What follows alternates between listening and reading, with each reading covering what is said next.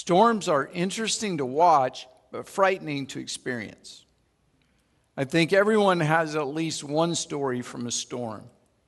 I remember a tornado when I was in third grade. I remember the storm the cruise ship went through on our honeymoon. I remember the tornadoes that struck Little Rock in 1999. I remember a snowstorm Cindy and I were caught in when we moved from North Dakota to Arkansas more than 26 years ago. We wondered if we were going to be buried in a snowdrift somewhere beside that highway. But today I'm not talking about the kind of storms that come in nature. Rain, snow, thunder, lightning, although that's certainly part of the story we're studying. Instead, I want to talk about the storms that come in life. Often it happens without warning. It wasn't your fault. You couldn't avoid it. But suddenly you find yourself in a storm that seems like it will never end. There's no way out. There's no hope. In the middle of a storm, it feels like you're losing control, not just of one thing, but everything. You don't know what to do. You don't know where to turn. You just want the storm to end. You thought your marriage was strong. Everything was wonderful. Then suddenly, a storm. Will your marriage survive? Or is it over? You lose someone you love, a parent, a spouse, a child, a best friend. It rocks your world and you find yourself in a storm of pain and grief. Your kids were your pride and joy, so much potential, so much hope for the future, and then in a moment it all comes crashing down.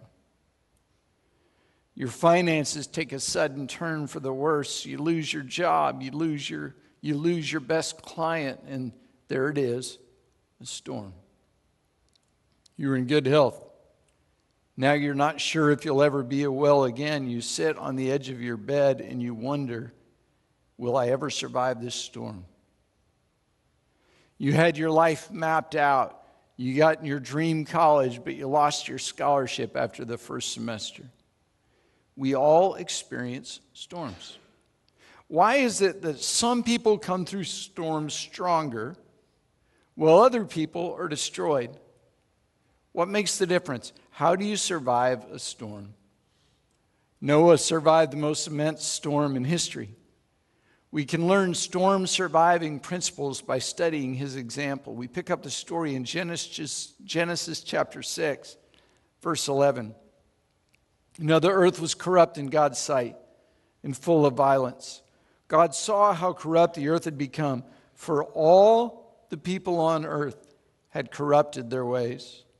Sometimes you think God doesn't know what's going on, and you ask questions like, why doesn't God do something about this? God knows. It may not come as quickly as you think it should, but ultimately God judges evil. In this case, the penalty was severe. God said to Noah, I'm going to put an end to all people. For the earth is filled with violence. Because of that, I am going to destroy them and the earth. God was so devastated at the condition of man's heart that he decided to do a reboot, a restart of the earth.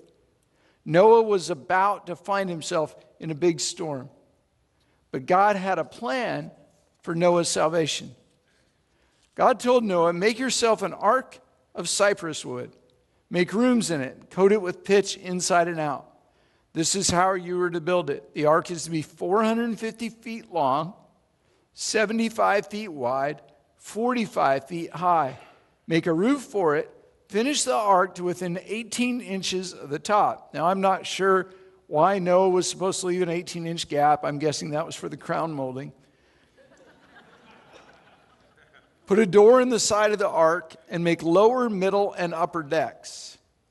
I'm going to bring floodwaters on the earth to destroy all life under the heavens. Every creature that has the breath of life in it, everything on earth will perish. But I will establish my covenant with you, and you will enter the ark, you, your sons, and your wife, and your sons' wives with you. God said to Noah, there's going to be a storm. Not just any storm, but a storm that will destroy everything on earth. Every person, every plant, everything. It's going to be wiped out. But I will protect you, and I will keep you safe. Build a boat. And some people have been led astray by unbiblical teaching that Christians don't face storms. That if you have enough faith or if you live good enough, you won't have problems. That's simply not biblical. Noah was righteous and blameless and walked with God, and he still had to go through the storm. But God assured Noah, I'm with you. We're in covenant relationship. You may go through the storm, but I will watch over you, and I will protect you in the storm. Storms come. Sickness and death are part of this world. Disaster strikes. But remember, God is in covenant relationship with you. You will survive the storm, not because of your strength, not because of your smarts, not because of your ability. You will survive the storm because God will protect you. God told Noah, build a boat. And not just any boat. This is a massive boat. There's over 100,000 square feet of living space on the 3 decks. And Noah had to be thinking, what? Now remember, this is before Home Depot. Noah couldn't order the lumber cut to size. Noah had to start from scratch, cut the trees, and build a huge boat. God essentially told Noah to build a cruise ship by hand. Now, it would seem more logical for God to say, I'm going to destroy the world, Noah, but not you. I've got a nice, safe, warm cave where you and your family can relax and enjoy while the world is destroyed. Why build a boat? I don't know. But if you want to survive the storm, remember, God's plan doesn't always make sense. Give God 10% of your money when you're struggling to make ends meet. The email I just read a few moments ago, that just doesn't seem to make sense. Love your enemies and treat them with kindness. Love those who persecute you. Come on, what good can that possibly do? Reach out to others when you're the one hurting. That doesn't make sense. Don't gripe or complain or gossip or stress or worry. Instead, pray. Do right when all around me people are getting ahead by doing wrong. Doesn't make sense. It may not make sense, but it's right. Now, God's instructions to Noah got even more bizarre. God added, you're going to build a boat for you and your family. And Noah, stay with me now, Noah. Not just you, but you're going to take a zoo with you. God said, you're to bring into the ark 2 of all living creatures, male and female, to keep them alive with you. 2 of every kind of bird, of every kind of animal, every kind of creature that moves along the ground will come to you to be kept alive. You're to take every kind of food that's to be eaten and store it away as food for you and for them. And just think how much better the world would be if Noah had taken all the food but Brussels sprouts. Wouldn't that have been great? Can you imagine the family meeting? Noah sat down at the dinner table with Mrs. Noah and the kids. He said, all right, everybody listen up, here's the plan. First, we're going to cut down a bunch of trees. Then, we're going to build a boat, a really, really big boat. When we get the boat done, then we're going to collect some animals. We're going to get 2 of every kind of animal on earth, and we're going to take them all in the boat with us. The reaction had to be stunned silence. I mean, Mrs. Noah could not have been happy. And at this point, you kind of expect Noah to say, God, I love you, but this is nuts. I was kind of okay with the boat thing, but I'm not really that big an animal lover, God. I'm done. I'm out of here. That's what you expect, but that's not what happened. Look at verse 22. Noah did, what's that next word? Oh, everything. Noah did everything just as God commanded him. It's remarkable. Noah's response to God's direction, even though it didn't make natural sense, was simple obedience. If you want to survive the storm, you have to obey God. It always amazes me when people in a financial storm don't tithe. When people in a relational storm don't obey God's instructions about relationships. When people in conflict refuse to obey God and resolve conflict biblically. People get in a storm and drop out of church. People get in a storm and turn their back on God. You should always obey God, but in a storm, you really need to obey God. When things are going wrong, step up your obedience. You're not going to work your way out of the storm. You're not going to think the way out of your storm. You need God's help more than ever. So obey your way out of the storm. Obey God. Noah obeyed God. Now, growing up, my favorite part of this whole story, I always heard about Noah's neighbors making fun of him as he built the boat. Do you like that part of the story? Isn't that great? I love that part of the story, but it's not in the Bible. I mean, I tried to find it. I knew it had to be there because I heard it in Sunday school all those years. It's just not there. We just don't have Bible of people making fun of him. Although there had to be a lot of questions because it took Noah 120 years to build his boat. There had to be days that Noah wanted to give up, but he had a word from God, so he obeyed.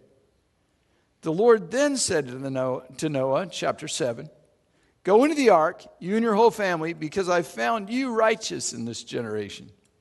7 days from now, I'll send rain on the earth for 40 days and 40 nights, and I'll wipe from the face of the earth every living creature I've made." Good job, Noah. You did it. You built the ark. Looks good. Tough, long, hot job. Way to go. Now, call your family. Get in the ark. 7 days. Here comes the rain. And Noah did all that the Lord commanded him. You wouldn't blame Noah if he said, "Come on, God, time for a new command. I'm sick of this boat. At the very least, how about some thunder? How about a little trickle of rain? You know, something to kind of motivate the family, to convince them that I really am hearing from you. Even just a storm cloud or a sudden clap of thunder. Please." But not Noah. There was no whining, no arguing. It's a huge trust moment. Noah built a boat, and then he got into the boat, even though there was no sign of rain. Noah immediately obeyed without knowing the end result. To survive the storm, keep obeying God. Don't quit. You start out with good intentions, but as time goes on, you get weary and you give up. You say, this trial is just lasting too long. This isn't working. I obeyed God, but things aren't turning around. I'm doing right, but things are still going wrong. I'm faithful to church. I'm faithful to ministry, but I still have problems. I understand. It looks like it won't end. Keep obeying God. God responds to obedience. He did for Noah. He will for you. And Noah and his sons and his wife and his sons' wives entered the ark to escape the waters of the flood, which, oh, by the way, haven't fallen yet. But when you obey God, you find safety. Building that ark seemed like an exercise in futility. But God had a plan. God didn't tell Noah to build the ark just to see if he could do it or to see if he would obey. God's plan all along was to keep Noah and his family safe from the storm. There's safety in obedience. When you obey God, you ensure that you remain in his plan. Instead of doing it your way, do it God's way. And what happens next, I think, is the most remarkable part of the whole story. Verse 8, pairs of clean and unclean animals, of birds and all creatures that move along the ground, male and female, came to Noah and entered the ark as God had commanded Noah. See, I always picture Noah and his family going out and like this big rodeo. You know, they're rounding up the animals. Instead, the picture is of them standing at the door of the boat, watching as every kind of bird and animal began a parade to the boat. Hey, you can't get your dog to obey. I sure can't get, it's not my dog, Cindy's dog to obey. And cats won't obey anybody. But at the suggestion of their creator, at a gentle nudge from God, all the animals marched to the ark and entered. Didn't make sense. It violated their nature. They should have been killing each other. But they came. And that had to get the attention of everyone in town. An animal parade entering a giant boat. The elephants and the sparrows. The lions and the lambs. Tigers and tarantulas. Ants and anteaters. They all came to Noah and they entered the boat. And that parade had to confuse the neighbors. At the same time, that animal parade had to convince Noah's family. They had to suddenly think, maybe Dad's not crazy after all. Look at that. Animals are coming. God really did speak to Dad. He really did hear right, because only God could do that. That's what happens. When you obey God, you experience the supernatural. Something that's above and beyond the natural.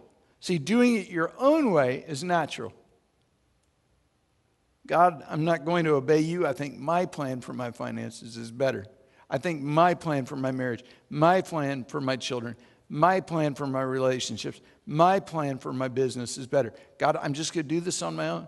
You may not say it that way, but you do with your actions, with your obedience and your lack of obedience. When you do that, of course supernatural miracles don't happen. Your way isn't and can't be miraculous. If you want to experience God's supernatural intervention in your storm, keep obeying God. It is foolish to expect miracles when you're walking in disobedience. Verse 16. Then the Lord shut him in. Picture it. Noah and his family and all the animals entered the ark. It was time to shut the door, but Noah didn't have to pull the door shut. Instead, he stood back as God shut the door. Noah wasn't braving the storm alone. They were shut in, and God's hand was on them. It was a powerful reminder from God. Noah, I've got your back. In fact, let me get the door. And I'm shutting this door to remind you I'm with you and I'm watching over you. Listen to me, never forget.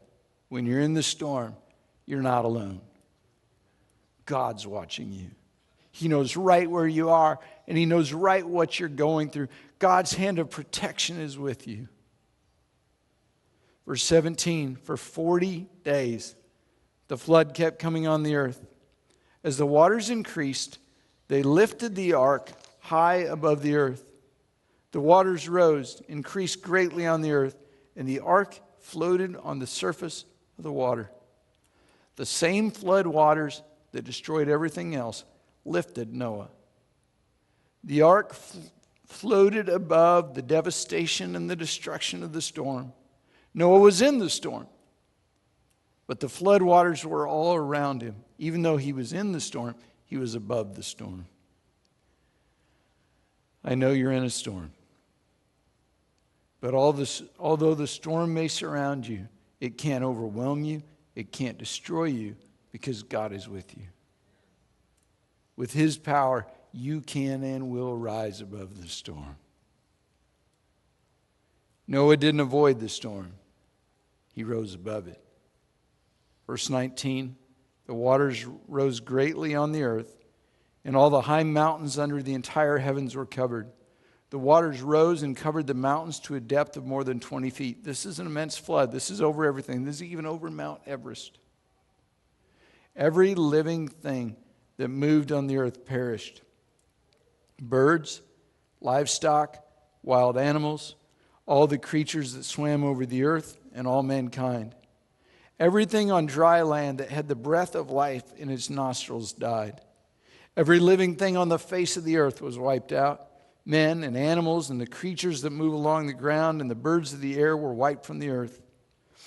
Only Noah was left, and those with him in the ark. The waters flooded the earth for 150 days. Now, the last few weeks, we've had a lot of rain and water in central Arkansas. This was 150 days. Noah was on that boat with his family for months. That's a lot of together time.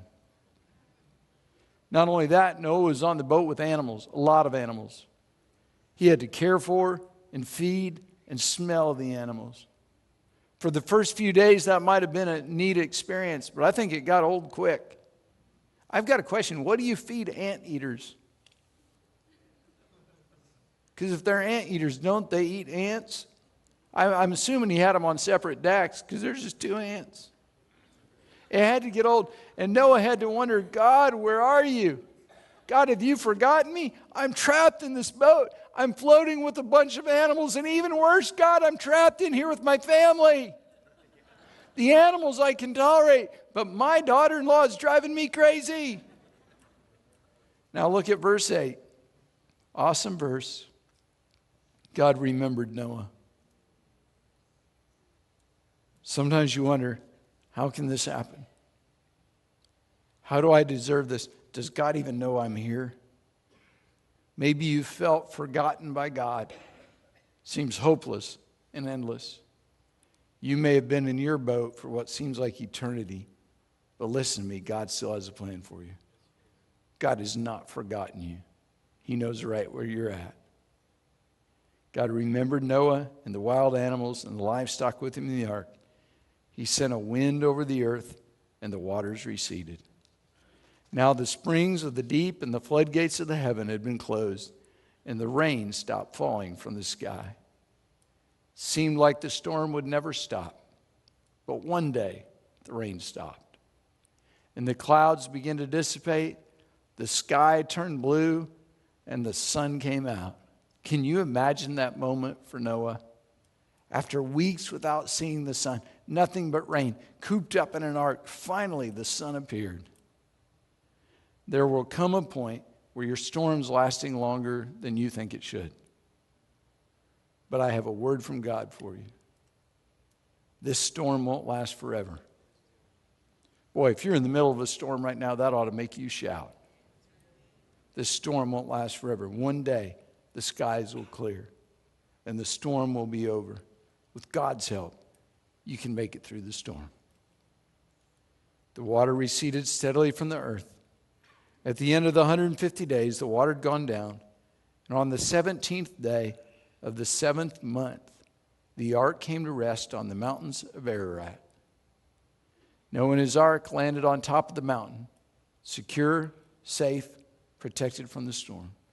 Do you think it was coincidence that Noah landed on that mountain?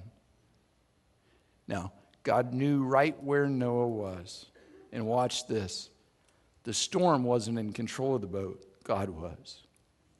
God used the wind and the waves to put Noah exactly where he wanted him. The very things that frighten you, the wind and the waves and the rising flood, are the things that God uses you to position you for impact and for blessing. See, you think the storm's in control, but the whole time, God's steering you through the storm. God is positioning you through the storm. You can survive the storm. You will survive the storm. But that doesn't mean you won't go through the storm. But in spite of the wind, in spite of the waves, in spite of the storm, through the storm, God is, God always has been, and God always will be a faithful God. You're not alone. God has promised that He will be with you through every storm.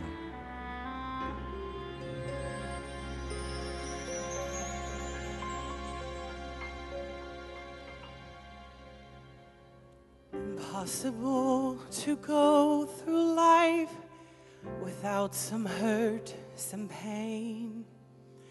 And you can't live in sunshine always. Sometimes it rains. But God knew every step you'd take, each valley you'd go through. And He chose long ago to walk with you through every storm. God will somehow take you safely without harm. Though at times you may feel frightened and alarmed through every storm, those nights that you'll spend waiting for the sun, and when you feel your strength is gone, He'll come and carry you through every storm. I know you know yourself so well with all your weaknesses inside, and you can't see how you could ever face a lonely night. Oh, but don't you understand your strength is never quite enough? My God's gonna have to help you do it. I know He'll see you through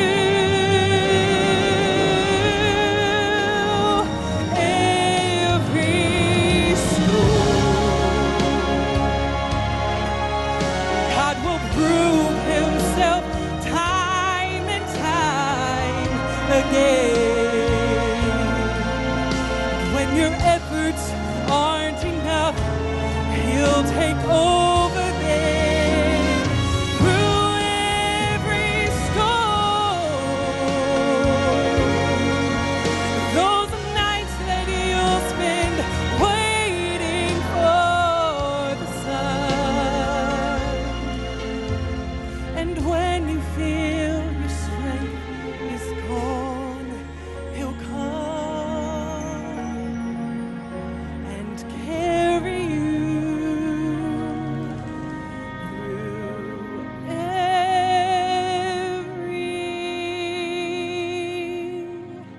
storm.